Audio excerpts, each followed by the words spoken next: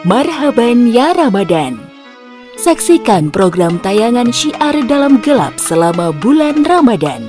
Di antaranya tentang akhir zaman, Nabi mengilustrasikan antara beliau diutus ke muka bumi dengan datangnya hari kiamat, laksana dua jari ini, jari telunjuk dan jari tengah. Adanya elit global atau New World Order ini juga kaitannya dengan kedatangan Dajjal juga. Baunya sangat kuat ke sana. Baunya. itu menjelang berbuka puasa, berbagi.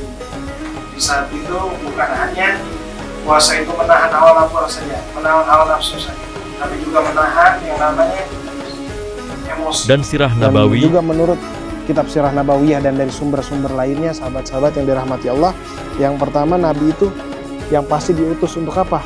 Untuk yang namanya menyempurnakan ajaran. serta dua orang perdebatan lucu tentang akhir zaman. Oleh karena itu, jangan kemana-mana, tetap di Syiar Dalam Gelap.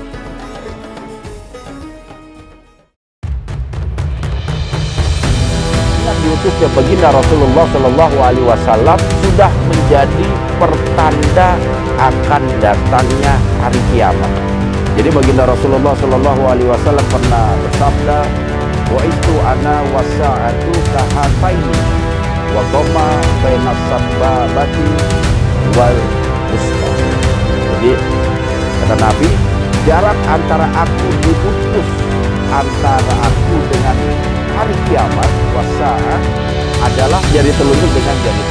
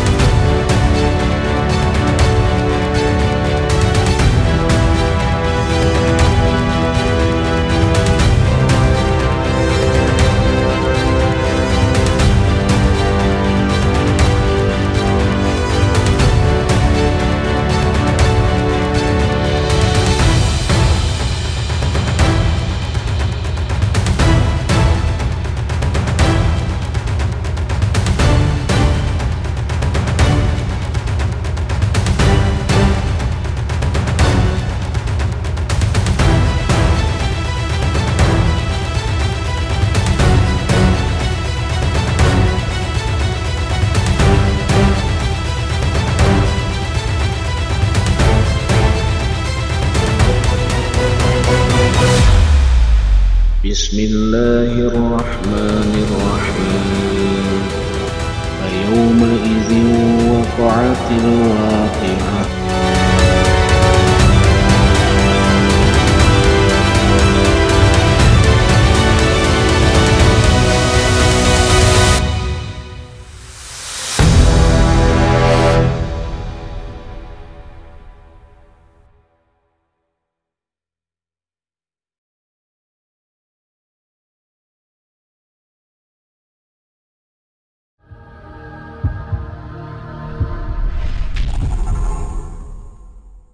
Assalamualaikum warahmatullahi wabarakatuh.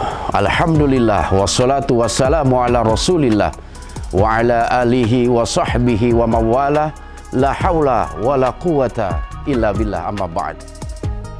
A'udzubillahi minasyaitonir rajim. Bismillahirrahmanirrahim. Wa anfiqu mimma razaqnakum min qabli ayyatiya ahadakumul maut fayaqula rabbi laula akhartani ila ajalin qarib fa'asaddaqa wa akum minas solihin. Surah Al-Munafikun ayat 10.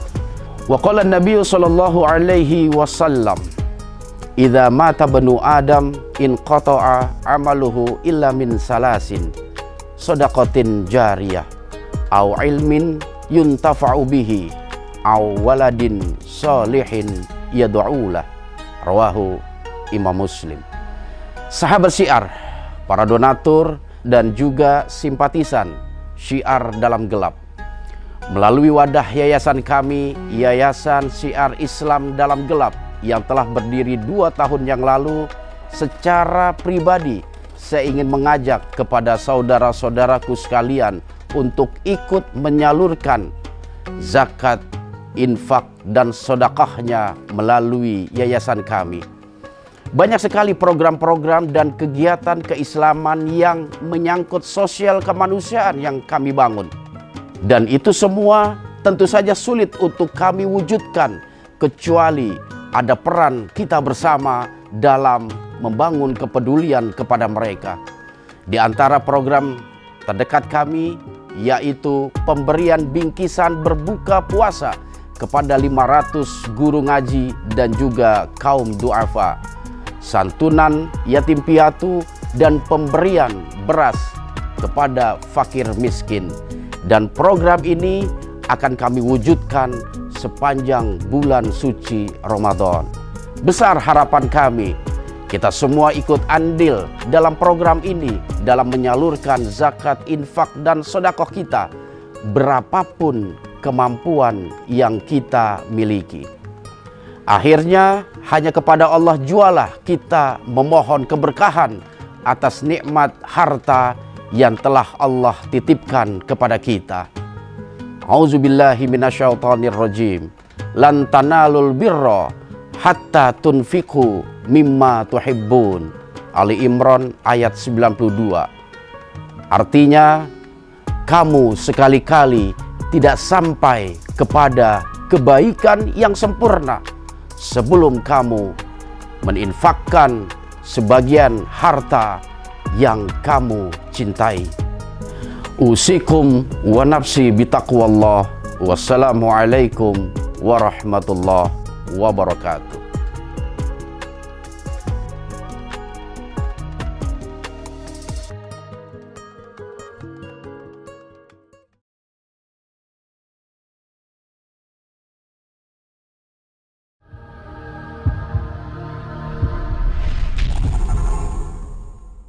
Assalamualaikum warahmatullahi wabarakatuh. Alhamdulillah, wassalatu wassalamu ala rasulillah wa ala alihi wa sahbihi wa man walah. La haula wa la quwata illa billah, amma ba'd. Sahabat-sahabatku dimanapun kalian berada, syukur alhamdulillah pada saat ini ada sesuatu yang baru nih dalam Syiar Dalam Gelap, yaitu kita akan mengadakan serial akhir zaman di saat bulan Ramadan. Masya Allah, kalau berbicara tentang akhir zaman, luar biasa ya. Banyak sekali sudut pandang ataupun argumen-argumen yang muncul di tengah masyarakat. Apalagi konon katanya kita adalah umat akhir zaman. Begitu pentingnya kita mempelajari akhir zaman ini supaya kita bisa mempersiapkan apa yang harus kita persiapkan untuk akhir zaman. Masya Allah. Tentu saja saat ini saya ditemani oleh guru kita tercinta, Ustadz Muhammad Hakim Bawazir, yang insya Allah sebulan ke depan akan membimbing kita tentang bagaimana mencikapi ataupun apa tanda-tanda terkait akhir zaman. Masya Allah. Langsung aja, tidak panjang lebar, kita kepada guru kita. Assalamualaikum Pak Ustadz. Waalaikumsalam warahmatullahi. Alhamdulillah Pak Ustadz. Sehat, Dik? Alhamdulillah Pak Ustadz sehat. Alhamdulillah wa syukur. Alhamdulillah di sela-sela liputan nih Pak Ustadz nih, kita mencoba untuk mengisi waktu yang memang ada sedikit kosong. Sebenarnya nggak kosong juga Pak Ustadz. Cuma kita sempatkan lah. Iya betul. Apalagi memang momen itu pas di bulan suci Ramadan. Alhamdulillah. Ya makanya SDG ini mudah-mudahan tetap istiqomah ya dalam memberikan satu edukasi. Terutama ada satu tema yang sangat menarik yang senantiasa menjadi pembicaraan umat Islam. Masya Allah. Ya, yaitu cerita tentang akhir zaman atau fitnah akhir zaman atau huru hara akhir zaman. Yang mana itu semua bersumber dari sabda baginda Rasulullah SAW.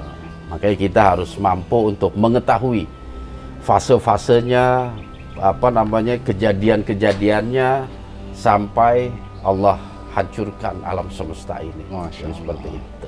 Oke, di tema kita yang pertama ini apa ini tentang akhir zaman ini? Jadi untuk membuat fondasi awal mungkin Pak Ustadz, betul. Ya, kita akan mencoba mengambil tema tentang fitnah akhir zaman nih Pak Ustadz. Tentang fitnah akhir zaman. Oke. Jadi kan memang rangkaian untuk akhir zaman ini banyak Pak Ustadz ya. Terkait Dajjal, terkait Nabi Isa, terkait Imam Mahdi dan sebagainya. Tapi untuk awal ini kita yang ringan-ringan dulu Pak Ustadz. Yang ringan-ringan dulu ya. terkait fitnah akhir zaman. Sebelum masuk ke sana, Pak Ustadz, mungkin sahabat-sahabat semua juga punya anak gitu ya, Pak Ustadz punya saudara gitu. Kenapa sih begitu pentingnya kita untuk mempelajari tentang akhir zaman ini, Pak Ustadz? Oke. Jadi sahabat-sahabatku dimanapun kalian semua berada, memang sebenarnya begini, dia ada ingin sedikit menjelaskan tentang akhir zaman dan juga fitnah akhir zaman. Hakikatnya akhir zaman dengan fitnah akhir zaman itu sesuatu yang sangat berbeda. Dua hal yang berbeda. Dua hal yang berbeda. Kalau Anda sedikit nanya ke ente nih, apa yang ente bisa pahami dari konteks kata-kata fitnah? Apa sih yang dimaksud dengan fitnah itu sendiri? Kalau secara umum berita bohong, Pak Ustadz. Secara umum berita bohong artinya seseorang yang menceritakan sesuatu di luar dari kebenaran, realita atau kebenarannya, itu fitnah yang umum lah kita ketahui. Betul. Dalam konteks Islam, arti fitnah itu sangat luas. Fitnah bisa berarti yang tadi, berita bohong itu fitnah. Atau juga bisa diartikan ujian ataupun cobaan, itu juga fitnah. Di Al-Quran itu banyak disebutkan innama amwalukum wa auladukum fitnah. Sesungguhnya hartamu dan juga keturunanmu, anak-anakmu adalah fitnah. Artinya apa? Ujian bagi kita. Namun dalam konteks akhir zaman, fitnah yang dimaksud dalam kalimat tersebut adalah kekejaman, huru-hara, kejadian yang menyebabkan terjadi banyak pertumpahan darah, pembunuhan. Itu yang dimaksud dengan fitnah akhir zaman. Artinya apa? Fitnah akhir zaman ini diluputi oleh sesuatu yang mencekam, yang sangat-sangat banyak terjadi kegaduhan di dalamnya. Jadi berkaitan dengan akhir zaman ini ada satu hadis yang diriwayatkan oleh Imam Bukhari. Ini menunjukkan tentang akhir zaman, yang mana akhir zaman ini selalu diarahkan atau dimaksud akhir zaman itu adalah hari kiamat. Seperti itu. Jadi baginda Rasulullah SAW pernah bersabda, "Bu'istu ana wasa'atu kahataini wa dhamma bainas sababati wal wusta." Ya, jadi kata Nabi, jarak antara aku diutus antara aku dengan hari kiamat wasa'ah adalah seperti ini. Jadi Nabi menunjukkan jari telunjuk, jari telunjuk dengan jari tengah. Jadi ini Nabi mengilustrasikan antara beliau diutus ke muka bumi dengan datangnya hari kiamat, laksana dua jari ini, jari telunjuk dan jari tengah. Dan menurut ente nih, jadi apa sih makna yang ente bisa pahami dari dua jari ini yang Nabi ilustrasikan? Aku diutus dan hari kiamat itu laksana dua jari. Wah, menarik Pak Ustadz ya. Ini kenapa harus jari tengah dengan jari telunjuk ya Pak Ustadz? Seperti itu. Apa kira-kira menandakan kedekatan mungkin? Nah, betul sekali. Jadi secara logika, secara akal yang mampu kita ambil satu penilaian bahwasanya antara jarak diutusnya baginda Rasul dengan datangnya kiamat itu jaraknya berdekatan, laksana dua jari ini. Ya.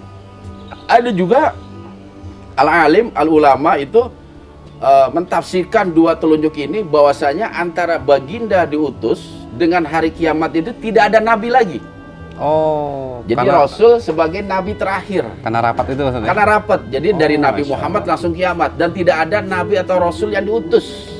Masya Allah. Ini menunjukkan hadis ini juga kadang dibawa sebagai satu dalil bahwasanya baginda Rasul merupakan nabi terakhir yang Allah utus di muka bumi ini. Masya Allah.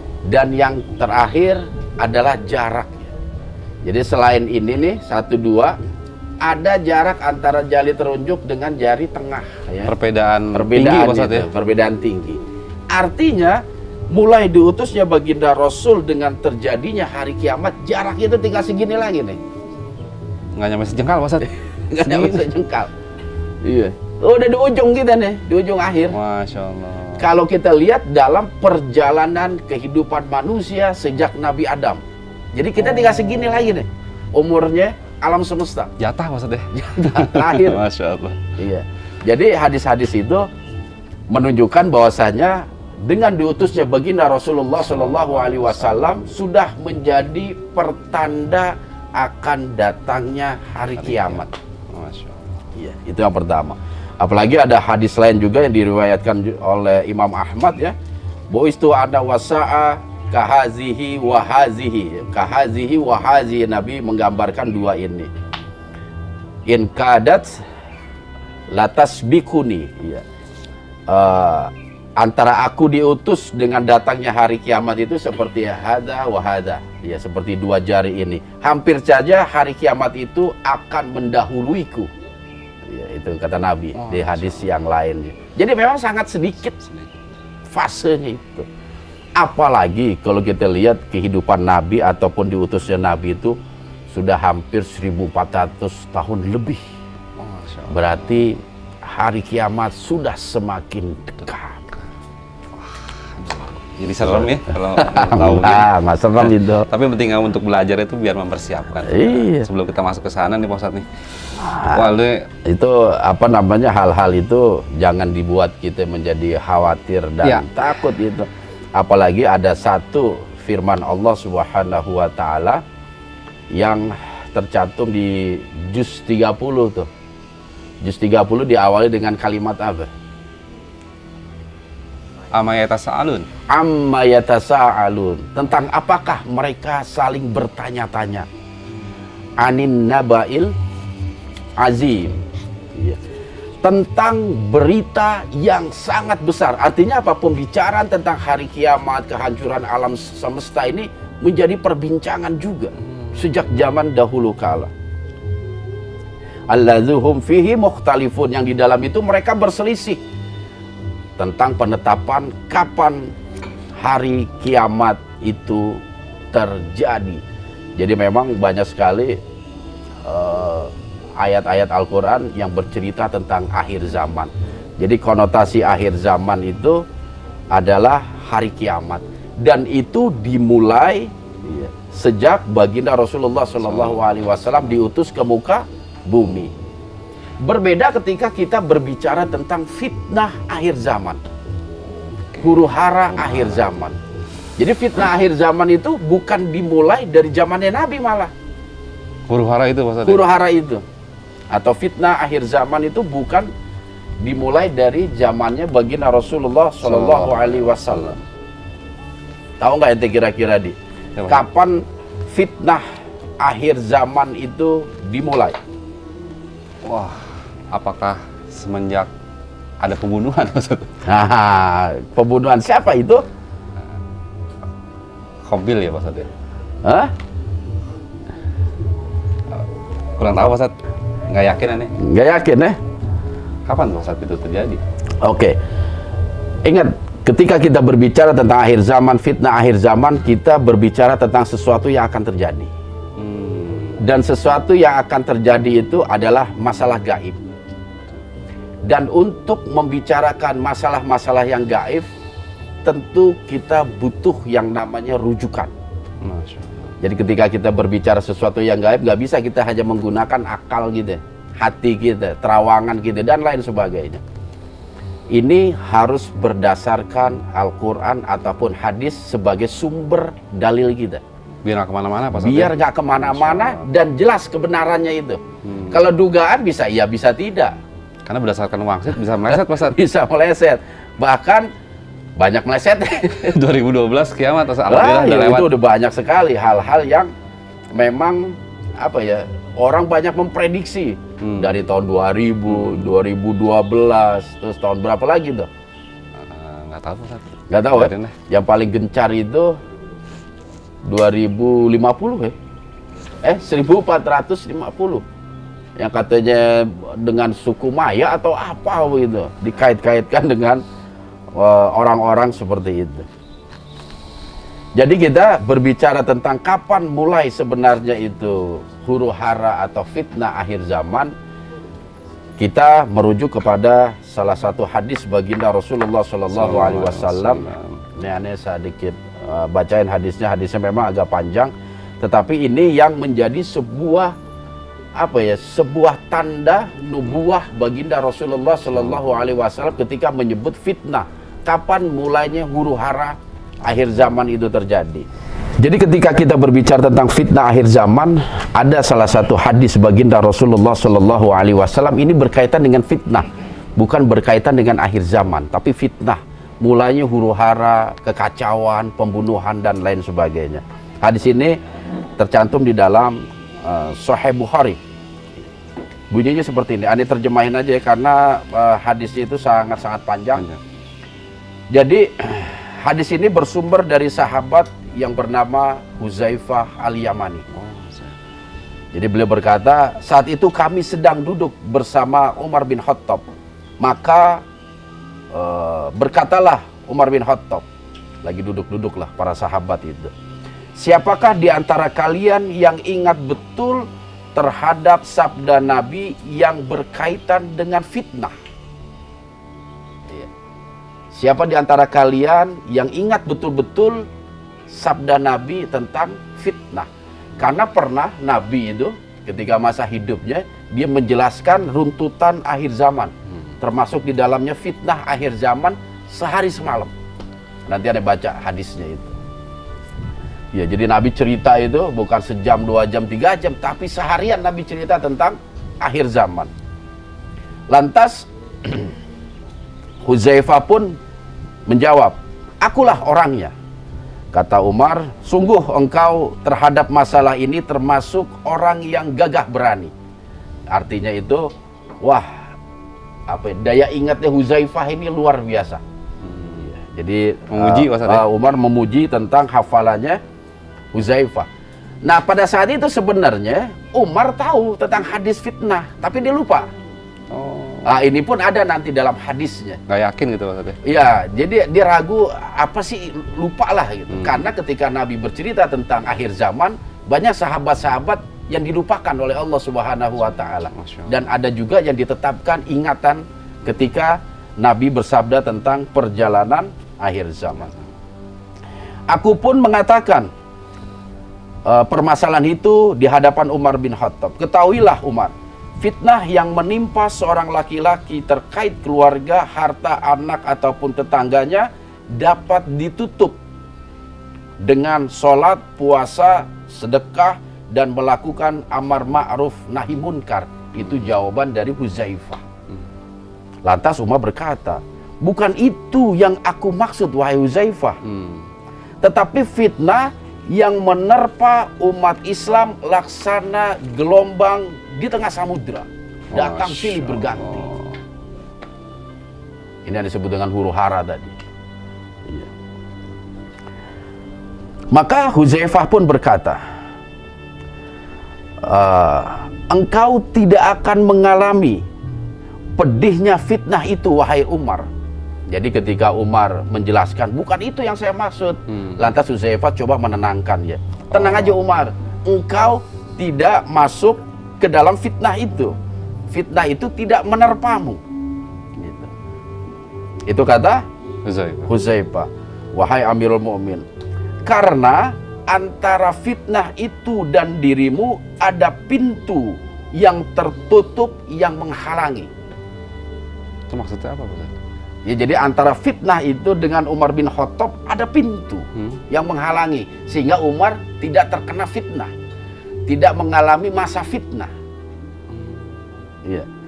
Dan tentu saja apa yang disampaikan Huzaifah ini berdasarkan informasi dari baginda Rasulullah Shallallahu Alaihi Wasallam. Lantas Umar pun bertanya, apakah pintu itu akan dibuka atau didobrak? Masya Allah. Seolah-olah Umarnya udah mulai ingat. Udah mulai ingat.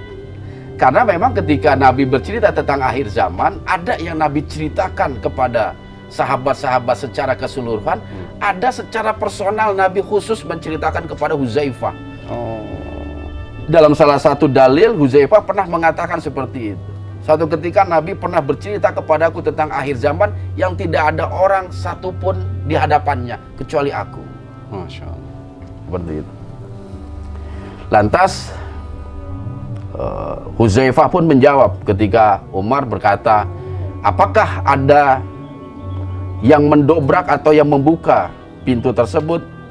Kata Huzaifah, pintu itu akan didobrak secara paksa.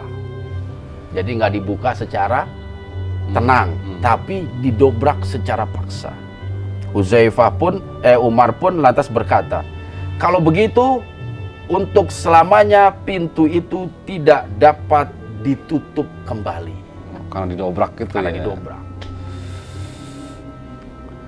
Kami pun yang bertanya-tanya kepada Huzaifah, jadi orang-orang selain Huzaifah dan juga Umar yang ada di lingkungan itu, mereka semua bertanya-tanya, apakah Umar sudah tahu siapakah pintu tersebut? Huzaifah pun menjawab, ya, sebagaimana sebelum besok hari akan terjadi malam hari. Artinya Umar tuh udah tahu siapa pintu itu. Jadi Umar sendiri, siloka yang diberikan oleh baginda Rasul melalui lisan Huzaifah itu udah tahu siapakah pintu itu. Udah mulai ingat. Tetapi orang yang di sana yang ikut kumpul banyak yang nggak tahu apa siloka dari pintu itu, siapakah pintu itu. Kemudian orang-orang yang hadir di situ ingin bertanya kepada Umar, ya Umar, siapakah pintu itu? Tapi mereka sungkan.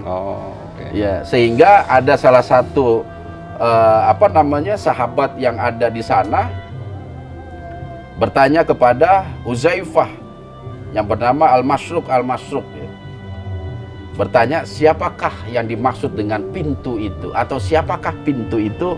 Maka Huzaifah pun menjawab, pintu itu adalah Umar bin Khattab. Jadi fitnah yang terjadi akhir zaman dimulai ketika kematian Umar bin Khattab. Kita dengar azan dulu, nanti dilanjut lagi.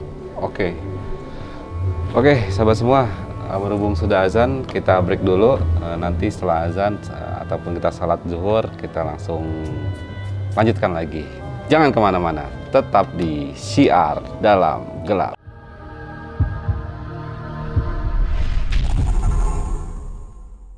Oke, sahabat Syiar, kita lanjutkan kembali setelah tadi jeda ya kita. Masya Allah, Pak Ustadz, jadi terkait meninggalnya ya Umar bin Khattab. Belum bercerita tentang meninggal itu. Belum ya? Belum. Cuman bercerita tentang fitnah, awal muasal fitnah akhir zaman. Tapi dengan kejadian yang telah terjadi, kita bisa mengambil satu kesimpulan. Yang dimaksud pintu tersebut adalah pintu kematian Umar bin Khattab. Karena ada kalimat, engkau tidak mengalami fitnah itu, wahai Umar, kata Huzaifah. Seperti itu. Dan diantara engkau dengan fitnah itu ada pintu. Nah, gitu. Yang menarik itu terkait pintu, Ustaz. Ya. Kenapa harus didobrak, Ustaz? Ya, jadi kita kembali lagi kepada sejarah perjalanan Khalifah Islamiyah yang kedua, Umar bin Khattab. Ya. Jadi boleh dikatakan gitu, didobraknya ini menyangkut kematian Umar yang dibunuh oleh Abu Lu'lu'ah. Ya, ketika Umar bin Khattab melaksanakan ibadah sholat ya, dengan pisau belati yang diracun. Ya, jadi udah dipersiapkan, dibunuh oleh Abu Lu'lu'ah. Sedikit bercerita tentang Abu Lu'lu'ah. Jadi Abu Lu'lu'ah ini seorang hamba ya, yang berasal dari Majusi. Jadi ketika umat Islam menyerang dan menguasai Majusi, Majusi itu mana, negara mana? Negara Majusi. Yang zaman Irak, Iran. Ya. Si Abu Lu'lu'ah ini menjadi tawanan. Nah, biasanya tawanan yang non-Arab, apalagi dia nggak Muslim, tidak boleh bertempat tinggal di Madinah. Itu dilarang. Tawanan-tawanan itu di luar kota Madinah. Tapi khusus Abu Lu'lu'ah ini Umar berikan kemudahan. Karena apa? Abu Lu'lu'ah ini punya keahlian membuat senjata. Inilah yang menyebabkan dia diperbolehkan tinggal di dalam kota Madinah. Nah, diserahkan kepada Mughirah bin Syu'bah, sahabat Nabi pada waktu itu, yang menjadi majikannya untuk dia membuat berbagai macam senjata, khususnya yang bersumber dari besi, pedang, belati, dan lain sebagainya. Termasuk anak panah juga, itu dia bikin ujung-ujungnya itu, dia yang bikin seperti itu. Nah, ulama ahli sejarah ini berbeda pendapat tentang alasan kenapa Abu Lu'lu'ah ini membunuh Umar bin Khattab. Jadi pembunuhan Umar bin Khattab ini nggak ada kaitannya dengan fitnah, ini nggak ada. Jadi tapi ulama ada satu kesepakatan mereka, salah satu alasan Abu Lu'lu'ah ini membunuh Umar bin Khattab karena ketidaksukaan dia dikenai pajak oleh Umar. Jadi dendamnya itu karena dituntut membayar pajak. Seperti itu. Jadi bukan ada unsur ketidaksukaan dengan Islam dan lain sebagainya. Dia hanya semata-mata kepada personal Umar bin Khattab. Karena apa? Abu Lu'lu'ah ini pernah mengajukan agar dia dibebaskan oleh dari pajak. Tapi Umar menolak itu. Seperti itu, sehingga dia dendam dan berusaha berencana untuk membunuh Umar bin Khattab. Yang menariknya itu setelah dia membunuh Umar bin Khattab, menusukkan belatinya itu, wah sahabat kan jadi geger dan langsung mengejar Abu Lu'lu'ah. Ada yang mengatakan Abu Lu'lu'ah langsung bunuh diri pada saat itu dengan pisau yang masih di genggamannya dia mati di situ. Nah, bagi orang Syiah nggak seperti itu. Versi Syiah aja beda lagi tentang Abu Lu'lu'ah, karena dianggap Abu Lu'lu'ah ini pahlawan bagi mereka. Karena apa? Dia mampu membunuh Umar. Jadi menurut versi Syiah itu Abu Lu'lu'ah diselamatkan oleh Ali bin Abi Thalib. Diselamatkan dan dibawa ke negeri Iran. Dan dia beranak pinak di sana. Versi orang Syiah. Karena apa? Dianggapnya Abu Lu'lu'ah ini sebagai seorang pahlawan karena mampu membunuh Umar bin Khattab. Nauzubillah. Padahal kesepakatan ahli sejarah itu Abu Lu'lu'ah setelah membunuh Umar karena dia nggak punya tempat bersembunyi, mau kemana lagi? Wong dia di situ tawanan. Mau kembali ke Iran juga itu suatu hal yang mustahil. Dan pasti juga dia akan dihukum bunuh, hukum kisos. Tapi ya dia mencoba untuk bunuh diri dengan pisau belati yang sudah dipakaikan racun gitu. Sehingga Umar bin Khattab juga tak terselamatkan. Nah, itulah yang dimaksud dengan didobrak. Seperti itu. Sahabat Syiar mungkin penasaran ya, tapi kita batasi lah. Kalau kita larinya jauh nanti Pak Ustadz, akhir zamannya nanti malah ke pending nanti. Ke pending ya. Jadi setelah didobrak nih Pak Ustadz nih, kan meninggal ya Umar bin Khattab. Apa yang terjadi kemudian Pak Ustadz? Huru hara itu terjadi atau gimana Pak Ustadz? Iya, jadi sebenarnya memang ketika kita berbicara tentang akhir zaman ini, ada satu pondasi hadis baginda Rasulullah Shallallahu Alaihi Wasallam. Hakikatnya baginda Nabi sebelum beliau tutup usia, baginda Nabi pernah menceritakan rentetan fase-fasenya, kejadian demi kejadian sampai datangnya kehancuran itu atau hari kiamat. Hadis ini dibawakan oleh sahabat baginda Rasulullah Shallallahu Alaihi Wasallam yang bernama Amr bin Akhtab.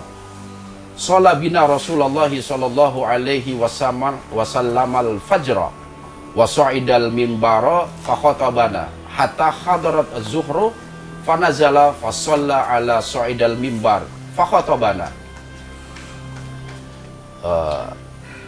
hatta haradatil asru summa nazala fa shalla summa sa'idal minbar fa khatabana hatta gharabat syamsu fa akhbarana bima kana wa bima huwa kainun fa alamuna ahfaduna.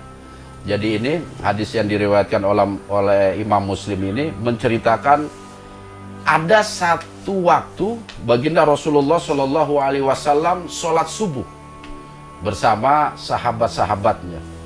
Nabi mengimami sholat subuh. Nah, setelah beliau melaksanakan sholat subuh, beliau langsung naik ke atas mimbar. Kita bisa bayangkan mimbarnya Nabi seperti apa, khususnya yang pernah sholat di Raudhah. Nabi naik ke atas mimbar.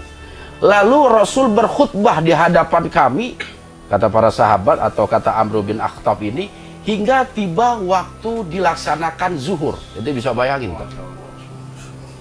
Nabi selesai khutbah, ceramah, bercerita tentang akhir zaman sampai zuhur.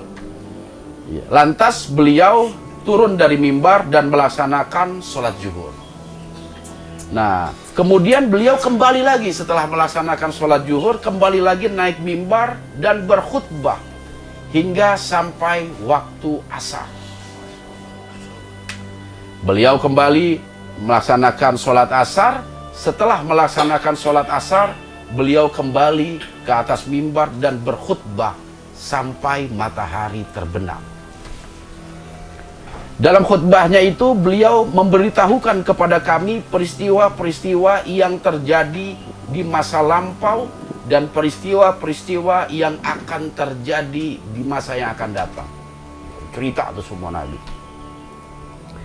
Orang-orang yang paling tahu di antara kami tentang peristiwa-peristiwa tersebut adalah orang yang paling kuat hafalannya di antara kami.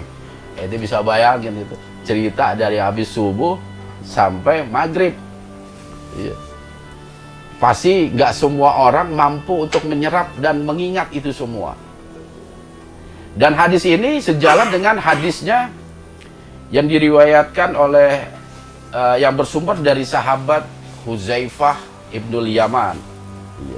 Qama fina Rasulullah sallallahu alaihi wasallam maqaman ma taraka syai'an yakunu fi maqamihi zalik ila qiyamis sa'ah.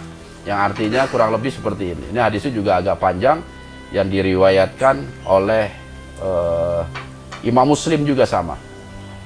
Ya, ada di kitab Sahih Muslim itu babul fitan. Bab tentang fitnah akhir zaman, dan ini hadis ini tercantum di dalam kitab tersebut. Jadi kata Huzaifah Al-Yamani, Rasulullah Shallallahu Alaihi Wasallam berdiri menyampaikan khutbah seharian penuh untuk menjabarkan peristiwa apa saja yang akan terjadi hingga hari kiamat, sehingga tak satu pun di antara peristiwa tersebut yang tidak disebutkan atau diceritakan oleh baginda Rasulullah Shallallahu Alaihi Wasallam. Maka sebagian penjabarannya tersebut ada yang diingat oleh sahabat-sahabatnya, dan ada pula yang terlupakan oleh mereka.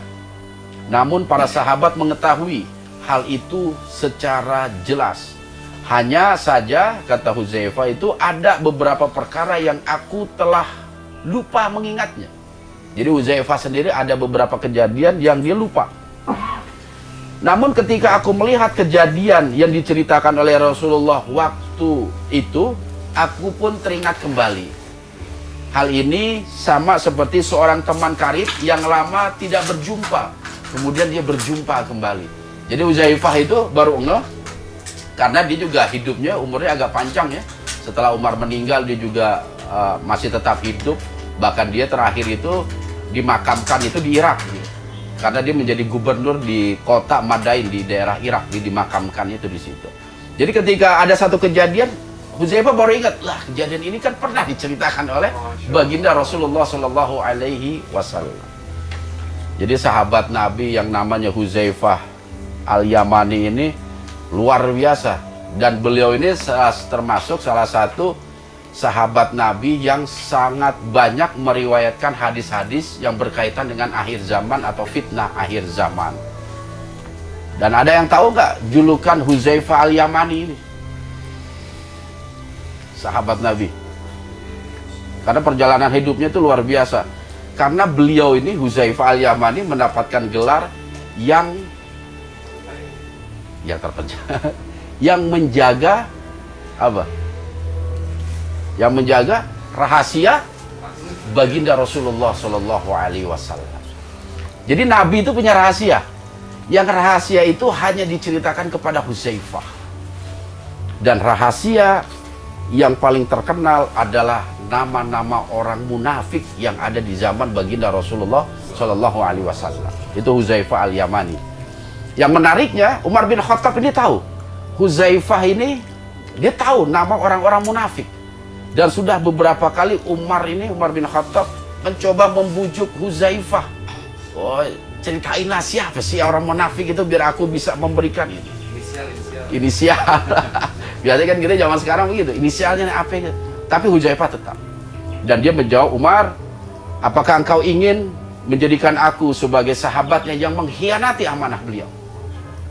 Nah, setelah dijawab seperti itu, Umar tidak bertanya lagi tentang orang-orang munafik.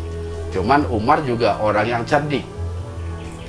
Jadi biasanya sahabat Nabi itu, orang munafik ini kan masuk golongan kafirun ya, orang-orang kafir. Jadi ketika ada orang-orang yang hidup di masa itu meninggal dunia, dia selalu bertanya, apakah Huzaifah mensolati orang itu? Kalau Huzaifah tidak mensolati, Umar enggak. Karena menurut logika umat, ini jangan-jangan termasuk orang munafik. Maka Umar nggak mau nyolatin. Iya, itu tandanya seperti itu. Kalau Huzaifah sholat, dia ikut sholat. Aman. Iya.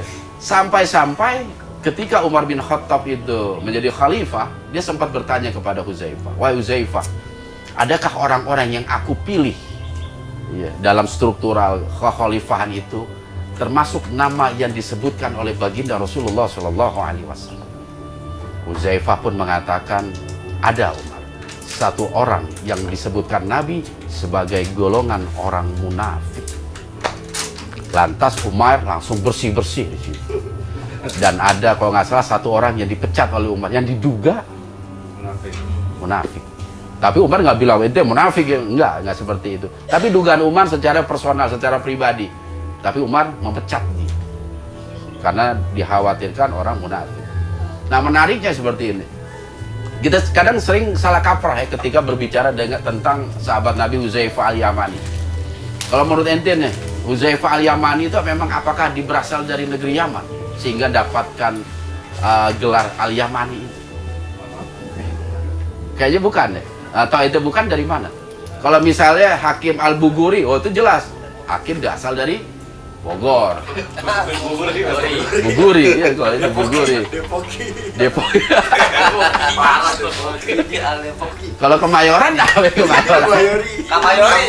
Nah, rata-rata lakop dari kota itu yang dinisbatkan kepada nama seseorang itu menunjukkan orang itu berasal dari sana. Tapi berbeda dengan Huzaifah al-Yamani.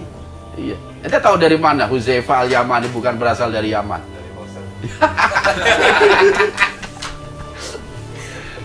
Jadi Huzaifah itu nama aslinya itu Huzaifah bin Husail bin Jabir, ya, dan dari bapak dan kakeknya. Jadi dahulu kala itu sebelum Huzaifah dilahirkan, Husail ini punya perjanjian darah di kota Mekah. Husail ini asalnya dari kota Mekah. Ya. Dia dari suku Bani Ads itu. Dia orang Mekah asli, bapaknya Husail itu. Nah, karena dia punya perjanjian darah, bukan perjanjian darah, perseteruan darah lah. Kalau bahasa kitanya sekarang, dia pernah membunuh seseorang. Yang hukumannya itu dia harus meninggalkan kota Mekah. Pergilah dia ke Madinah. Nah, di Madinah dia tinggal dan dia diangkat menjadi salah satu dimasukkan ke dalam salah satu suku di Yaman. Namanya itu Abdul Asyal, suku Bani Abdul Asyal, seperti itu. Dan akhirnya dinikahkan oleh salah satu putri dari suku Bani Asyal itu. Sehingga lahirlah Huzaifah yang dilahirkan di kota Madinah. Nah, dari beberapa ahli, Abdul Asyal ini asalnya dari Yaman. Makanya ketika Husail ini diangkat menjadi salah satu anggota suku kehormatan, karena dia bukan berasal dari situ, tapi mendapatkan perlindungan dari suku itu, maka diberikanlah gelar Al-Yamani. Makanya ketika Huzaifah lahir, nah dia dinisbatkan kepada bapaknya yang memiliki julukan Al-Yamani. Jadi kalau bapaknya sendiri nggak punya darah Yaman, bapaknya itu darah Mekah, ibunya darah Madinah. Maka satu ketika itu Huzaifah pernah bertanya kepada Rasul, ya Rasul, aku ini termasuk orang muhajirin atau ansor? Karena bapaknya muhajirin, ibunya ansor. Makanya kata Nabi itu, bagaimana engkau suka saja. Akhirnya dia memilih sebagai bebas. Akhirnya dia memilih sebagai kaum ansor.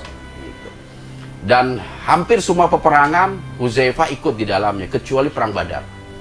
Jadi perang Badar itu dia bersama bapaknya Husail itu lagi ditawan sama suku Quraisy, jadi dia nggak bisa ikut Nabi untuk peperangan Badar. Sedangkan bapaknya sendiri masuk Islam ketika ada perjanjian di Aqobah. Jadi perjanjian Aqobah itu untuk perjanjian janji setia sekaligus memeluk ajaran Islam khusus bagi masyarakat Yasrib, ya.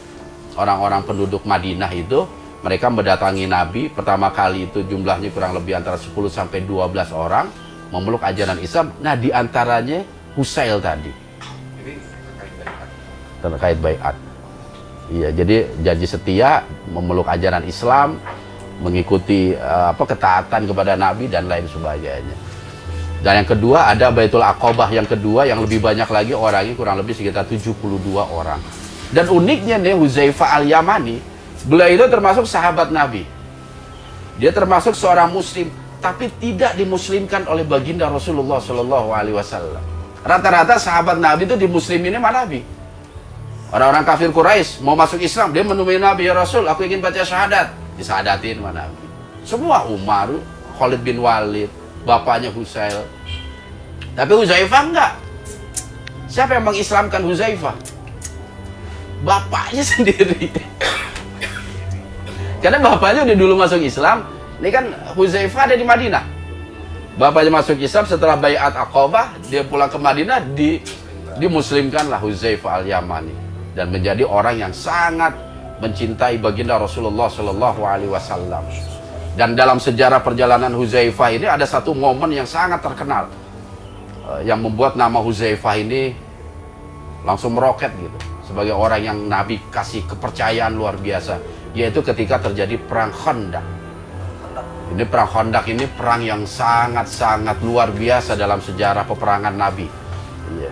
Satu ketika Nabi memerintahkan kepada Huzaifah, apalagi perang itu terjadi pada musim dingin. Pada musim dingin. Jadi memerintahkan kepada Huzaifah untuk masuk ke tengah-tengah markas musuh. Itu bisa bayangin gitu. Ke tengah-tengah untuk mencari tahu apa sih yang terjadi di sana. Menyusup. Wah, itu taruhannya nyawa itu. Dan misi tersebut berhasil. Sehingga pasukan Quraisy meninggalkan pinggir kota Madinah. Jadi pada waktu itu tuh, pada dalam perang Khandaq itu, pasukan Quraisy ingin menyerang langsung masuk ke kota Madinah. Dan beratnya seperti apa? Di Madinah ada kaum munafik, ada orang-orang Yahudi di dalamnya yang mereka ingin juga menghancurkan pasukan kaum muslimin. Jadi musuhnya itu dari luar kota Madinah dan di dalam kota Madinah sendiri. Maka itu suatu peperangan yang luar biasa. Dan dengan ide cemerlang dari Salman Al-Farisi, Nabi membuat parit, makanya perang itu disebut Khandaq. Khandaq itu artinya benteng ataupun parit yang mengelilingi kota Madinah, seperti itu. Itu sedikit banyaknya cerita tentang Huzaifah. Dan Huzaifah ini juga termasuk sahabat Nabi yang sangat menjaga rahasia-rahasia Nabi, terutama yang berkaitan dengan cerita orang-orang munafik. Dan banyak sekali hadis-hadis akhir zaman yang diriwayatkan bersumber dari sahabat Nabi yang bernama Huzaifah Al-Yamani, seperti itu. Ini sebenarnya melebar kemana-mana, ke pesan orang, sahabat. Betul, karena ketika kita berbicara tentang akhir zaman, kita nggak bisa lepas dari Huzaifah Al-Yamani. Banyak hadis-hadis dari beliau itu. Masya Allah. Terkait apa yang tadi Pak Ustadz bilang tentang penjabaran akhir zaman ya Pak Ustadz, sampaikan Huzaifah. Udah ketahuan belum Pak Ustadz rahasia-rahasia yang disampaikan oleh Rasul gitu, kepada Huzaifah? Oke. Tidak diketahui sama sahabat-sahabat lain gitu.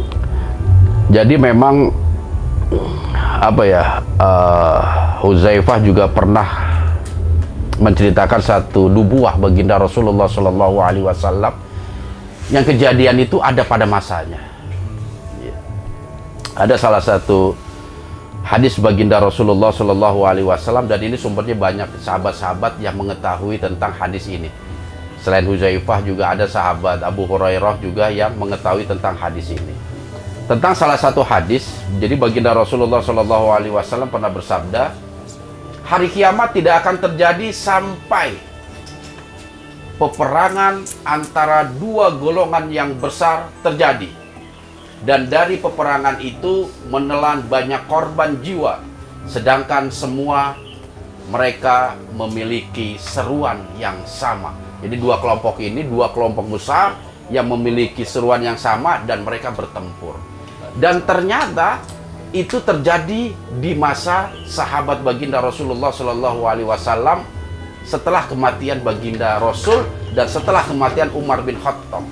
Dan kejadian itu ulama sepakat yang dimaksud hadis Nabi tersebut adalah peperangan antara Muawiyah dan Sayyidina Ali bin Abi Thalib yang kita kenal dengan nama Perang Siffin. Kenapa ulama menisbatkan nubuah Nabi kepada peperangan itu? Yang pertama, kelompok Muawiyah dan kelompok Ali ini dua kelompok yang besar dan terjadi pembunuhan yang luar biasa. Sejarah mencatat pasukan Ali yang terbunuh 25.000 orang. Itu bisa bayangin, 25.000 orang yang terbunuh. Itu kalau dikumpulin di lapangan bola penuh kali. Belum lagi pasukannya Muawiyah. Pasukan Muawiyah itu menurut sejarah lebih dari 45.000 pasukan yang meninggal dunia.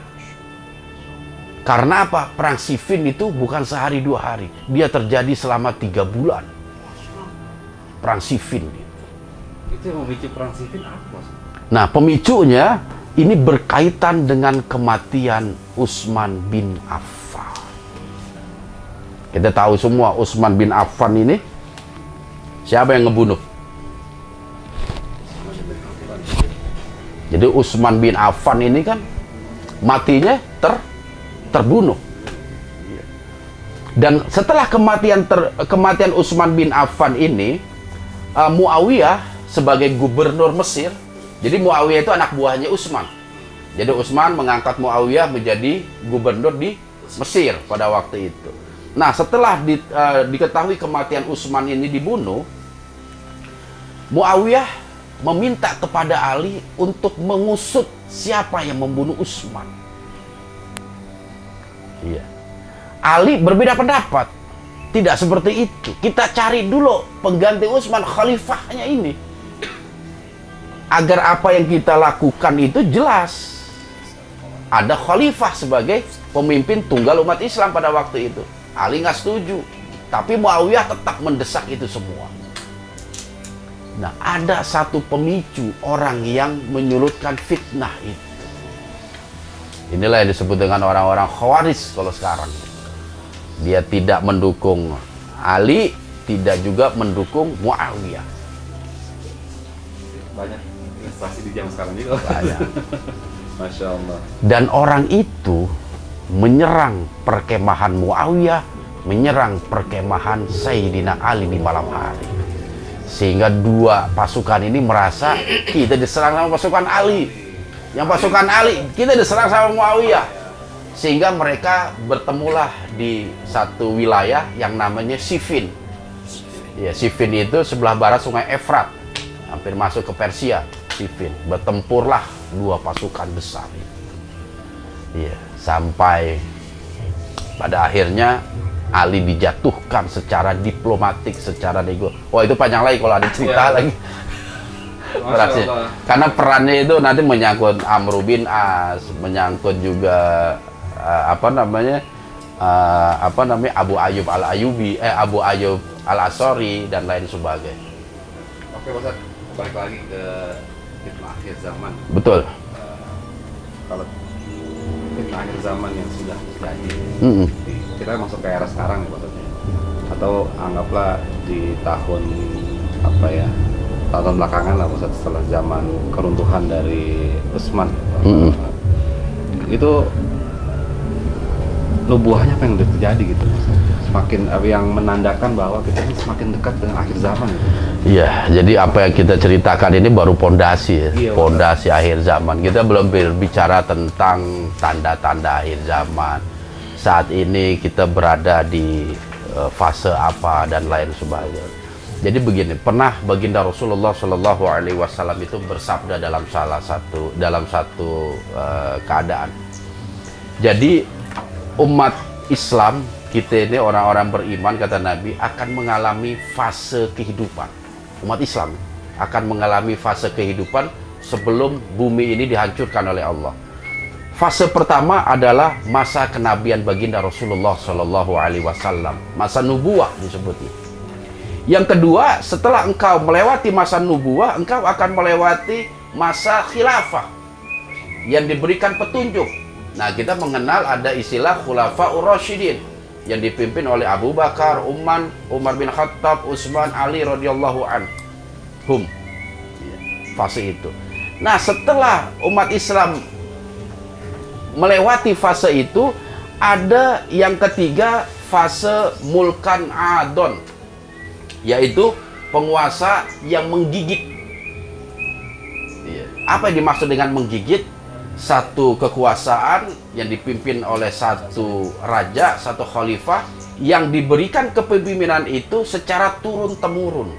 Nah, kita mengenal ada dinasti Umayyah, ada dinasti Abbasiyah, ada dinasti yang terakhir Turki Utsmani. Jadi mulkan adon, penguasa yang menggigit. Nah, setelah kita melewati masa itu, dan ini udah kelewat juga. Alhamdulillah. Udah kelewat. Berarti kita telah memasuki fase yang keempat. Apa fase yang keempat itu? Mulkan Jabariyah. Penguasa diktator. Jadi kalau kita bicara tentang satu keburukan, Umayyah itu ada keburukan. Tapi seburuk-buruknya dinasti Umayyah, dia menerapkan syariat Islam. Penyebaran Islam udah sampai ke Eropa. Begitu juga dengan Abbasiyah. Begitu juga dengan Turki Utsmani. Mereka masih menggunakan syariat Islam sebagai pedoman undang-undangnya. Tetapi kalau mulkan Jabariyah, dia sudah tidak menggunakan syariat Islam.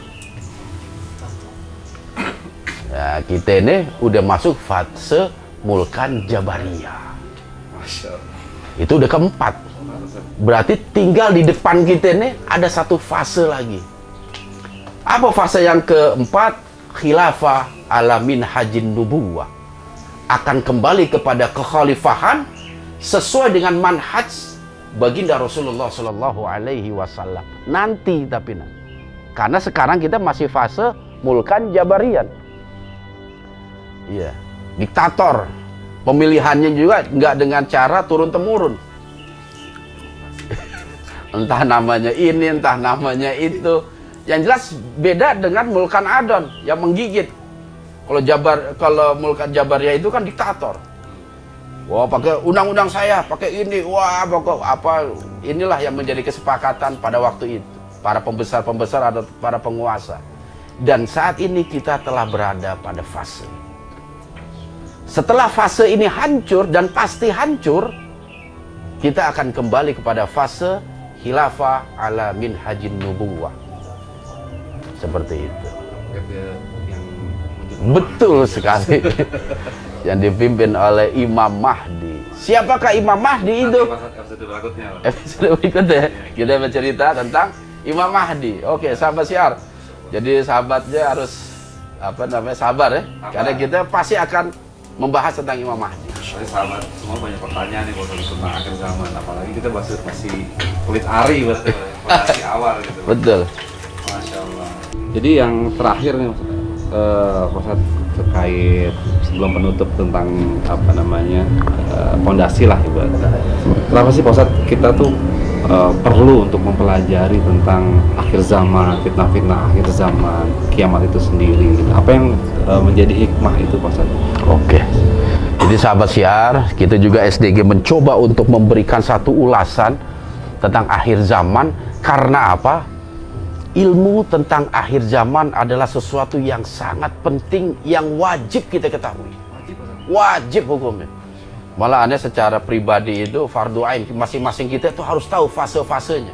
Apa yang akan terjadi dan apa yang telah terjadi dan apa yang sedang terjadi. Apalagi didukung oleh catatan-catatan para ulama yang mencatat tentang perjalanan akhir zaman. Ada Ibnu Katsir, ada Nu'aim bin Hammad, ada Al-Barjanji juga, ada Al-Qurtubi. Ulama-ulama Islam banyak mereka mencatat, menulis tentang kehidupan akhir zaman. Dan apa yang melatar belakangi ini? Kita sebagai umat Islam, sebagai umat baginda Rasul harus mengetahui tentang akhir zaman. Kembali lagi kepada sabda baginda Rasulullah Shallallahu Alaihi Wasallam. Sabda ini sangat terkenal. Bahkan udah beberapa kali Anda sampaikan. bersumber dari Umar bin Khattab. Jadi satu ketika Umar bin Khattab sedang bersama baginda Rasulullah SAW.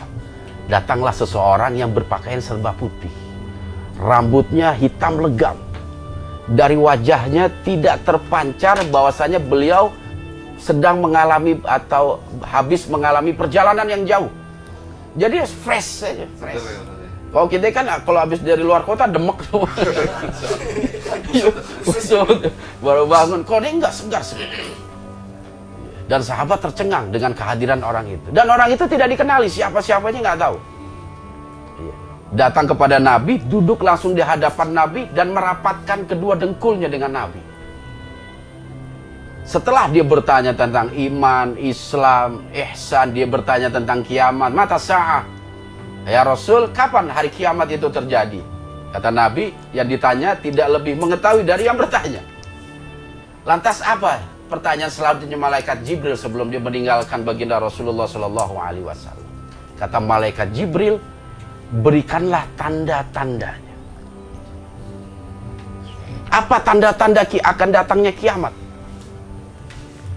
Nabi menjawab hanya 2 tanda pada waktu itu. Karena apa? 2 tanda ini sangat penting. Dan keduanya telah ada di masa kita. Apa 2 tanda? Yang pertama, budak-budak wanita melahirkan majikannya. Zaman sekarang banyak ini.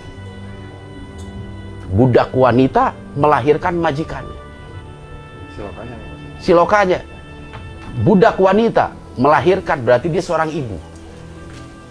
Wanita melahirkan, dia seorang ibu. Yang dilahirkan majikannya. Tentu anak yang dilahirkan. Tapi posisi anak sebagai majikan, ibu sebagai budak. Coba kita introspeksi zaman sekarang. Banyak nggak yang gitu? Itu yang pertama. Dan yang kedua, di saat orang-orang yang tidak beralas kaki, mereka berlomba-lomba membangun gedung-gedung pencakar langit. Udah ada belum? Banyak.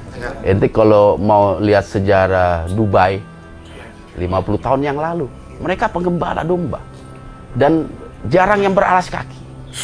Sekarang menjadi gedung tertinggi di dunia dan selalu berlomba-lomba. Saudi juga nggak mau kalah, bikin bangunan tinggi.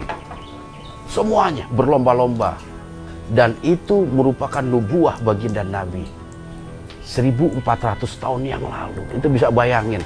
Kalau bukan karena wahyu, seorang manusia nggak ada yang bisa tahu itu.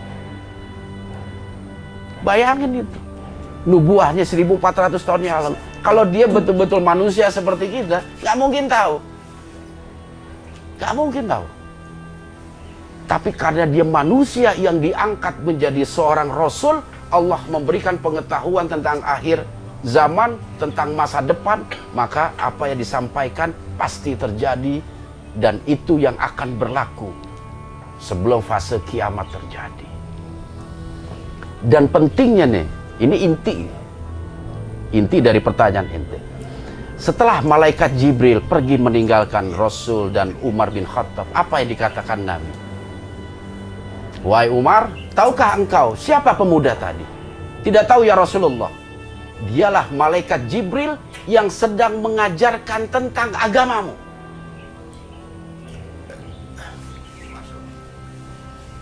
Malaikat Jibril yang mengajarkan tentang agamamu. Artinya apa? Ada 4 poin yang mendasar yang kita harus pelajari itu. Yang pertama Islam, kita harus pelajari itu. Karena itu yang ditanyakan malaikat Jibril. Yang kedua iman. Itu pun yang diajarkan Jibril. Yang ketiga ihsan. Itu pun yang diajarkan Jibril. Yang ditanyakan malaikat Jibril. Dan yang keempat, malaikat Jibril bertanya tentang kiamat. Artinya apa? Keempat ilmu ini harus kita pelajari. Bukan sekedar kita belajar tentang Islam, tentang iman, tentang ihsan, tetapi kita juga belajar tentang kiamat. Dan kita mengajarkan kepada generasi setelah kita agar mereka waspada akan datangnya tanda-tanda itu. Makanya belajar tentang akhir zaman satu kemestian buat kita. Iya. Karena apa? Ingat salah satu tanda orang beriman di dalam surah Al-Baqarah di ayat awal itu, alladzina yu'minuna bil ghaib. Percaya kepada tanda-tanda kiamat, sama juga kita percaya kepada hal-hal yang gaib, karena ini masih akan terjadi, akan terus terjadi. Jadi bercerita tentang akhir zaman akan menambah dan memupuk keyakinan kita, keimanan kita kepada Allah Subhanahu wa Ta'ala. Betapa seorang manusia yang bernama Muhammad, ternyata beliau betul-betul seorang utusan Allah. Makanya tidak ada satupun alasan kita menolak ucapannya, kita menolak sabdanya, karena beliau bukan semata-mata manusia seperti kita, tetapi Rasulullah adalah seorang utusan. Bisa dilihat dari kebenaran nubuahnya. Termasuk dua tadi, budak wanita yang melahirkan majikannya. Itu bisa sama-sama kita saksikan sekarang. Orang-orang yang beralas kaki menggembala domba, bisa berlomba-lomba membangun pencakar langit. Ketika masa sahabat, mereka belum ada yang percaya. Masa iya? Karena belum ada budak, seorang anak yang menjadi majikan bapak ibunya, pada saat itu. Dan saat itu setinggi-tingginya bangunan paling Ka'bah. Tapi realita hadis ini, nubuah ini sama-sama kita saksikan. Apalagi yang kita ragukan kepada baginda Rasul? Apa yang kita ragukan?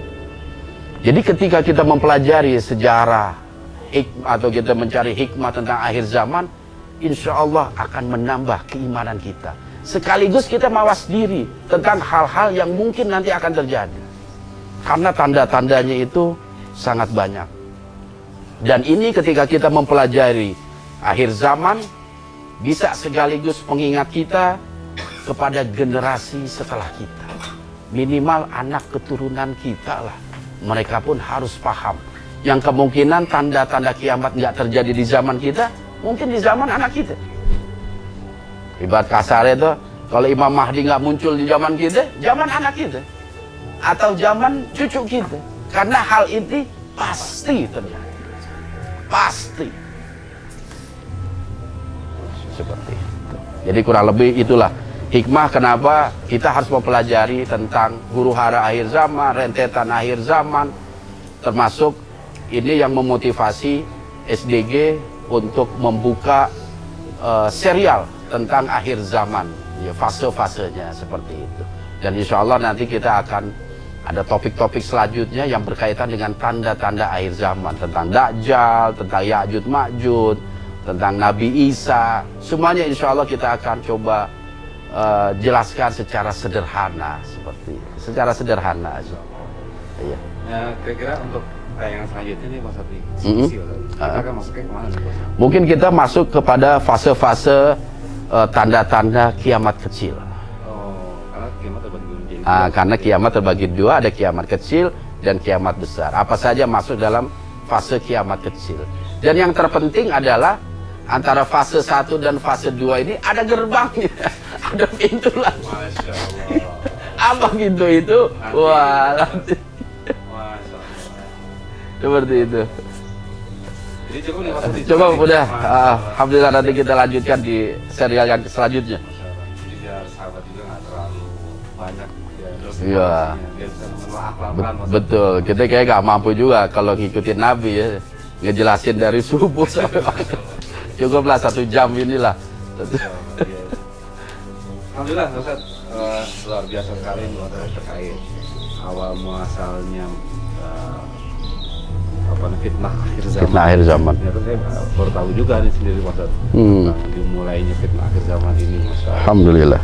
Jadi selain sahabat semua yang ada di sini juga, buat yang pribadi, alhamdulillah mendapatkan pelajaran tentang fitnah akhir zaman. Dan mudah-mudahan sahabat semua, buat anak pribadi, bisa meneruskan ya kepada anak-anak kita, maksudnya mungkin kepada saudara-saudara kita tentang fitnah-fitnah akhir zaman atau akhir zaman itu sendiri. Masya Allah. Alhamdulillah. Jadi nanti untuk selanjutnya tadi udah ada kisi-kisi, akan ada sesi tentang kiamat kecil. Masya Allah. Mungkin dari hostnya akan dibawakan oleh tim-tim yang lain akan bergantian, tapi insya Allah narasumbernya tetap Ustaz. Ya. Alhamdulillah. Itu aja sahabat-sahabat semua, mudah-mudahan apa yang kita ceritakan secara guru kita ceritakan secara sederhana ya bisa diserap dengan maksimal agar menjadi ilmu yang bisa diterapkan dalam kehidupan kita yang kata kita umat akhir zaman. Betul. Masya Allah. Terima kasih banyak kepada Pak Ustadz, buat sahabat-sahabat semua, mudah-mudahan tetap mengikuti ya syariah akhir zaman ini agar tahu nih rangkaiannya seperti apa. Pentingnya tadi udah disampaikan sama guru kita bahwa pentingnya mempelajari akhir zaman ini disampaikan langsung dari Jibril kepada baginda Rasulullah SAW. Jadi poin pentingnya itu penting sekali, Masya Allah. Betul.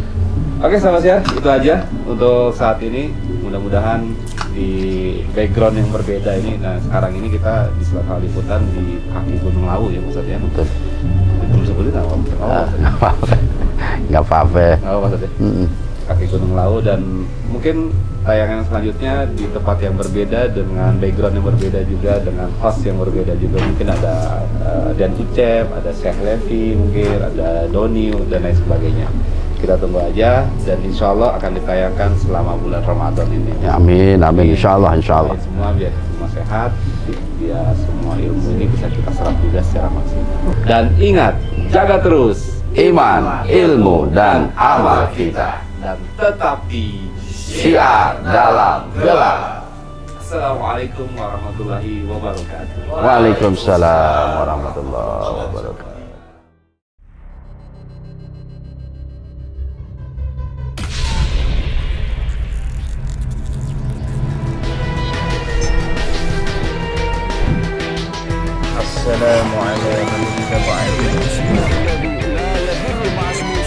Oleh sebab itu, jaga terus iman, ilmu, dan amal kita.